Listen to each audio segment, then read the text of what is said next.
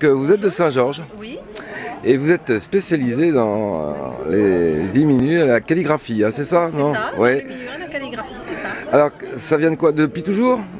Depuis toujours, je suis dans les arts graphiques.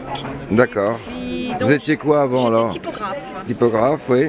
Donc j'ai travaillé dans des imprimeries et puis bon, moi j'en ai eu assez et j'ai voulu retourner dans les métiers du livre, enfin continuer les métiers du livre, mais retourner au Moyen-Âge, les faire manuellement.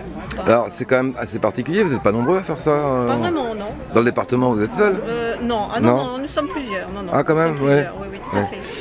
Alors, donc, vous avez vos propres créations, vous les vendez comme ça sur les marchés? C'est ça, j'anime je donne des cours, donc.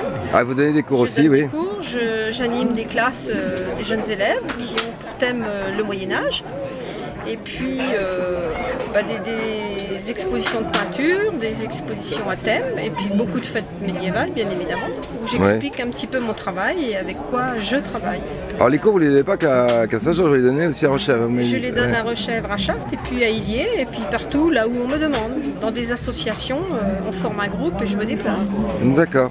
Sinon, au niveau des marchés, vous bougez beaucoup? Dans les marchés, oui, je bouge beaucoup. C'est-à-dire, vous faites tous les départements limitrophes ou au-delà? Un peu plus loin, voire un peu plus loin. Hein. Je vais en Seine-et-Marne, en région parisienne, ça peut être en Normandie, ça peut être en Champagne, ça peut être en Charente. J'étais en Charente.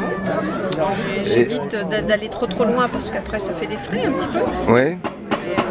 Quand c'est les beaux jours, j'en profite pour faire un peu de tourisme. Je joins l'utile et l'agréable. Voilà. Sinon, on arrive vraiment à vivre de ce métier-là. Bon an, mal an, oui et non, quoi. Il faut donner des cours, il faut varier, je dirais, son activité, quoi. Sans trop varier, mais varier, essayer de la mettre à disposition du grand public. En dehors des marchés, donc vous faites des expos? Oui. À Chartres, vous arrivez d'exposer par exemple? Oui, oui, régulièrement, hein, tous les ans, à la collégiale, Saint-André souvent. D'accord. Marché de Noël aussi également. Ah d'accord, vous faites les marchés Noël. Voilà. Et sinon, vous vendez aussi par internet, comment ça se passe? Non, je ne vends pas par internet. C'est une vitrine, vous avez une vitrine? C'est une vitrine, voilà. Uniquement? Je préfère vendre sur place, que chacun puisse voir concrètement.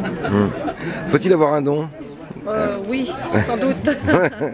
Mais je suis née avec, donc j'en ai pas trop conscience, quoi. Beaucoup de patience et puis un don pour le dessin quand même. Pour l'écriture, il faut avoir. Mais pourquoi justement vous êtes passionné pour cette période de l'histoire? Parce que c'est là où on a découvert les couleurs, c'est là où on a instauré un sens iconographique, un sens dans le dessin. En fait, l'enluminure, c'est l'ancêtre de la bande dessinée. Oui. Donc il faut créer, il faut chercher. On me donne un thème et puis je crée une histoire.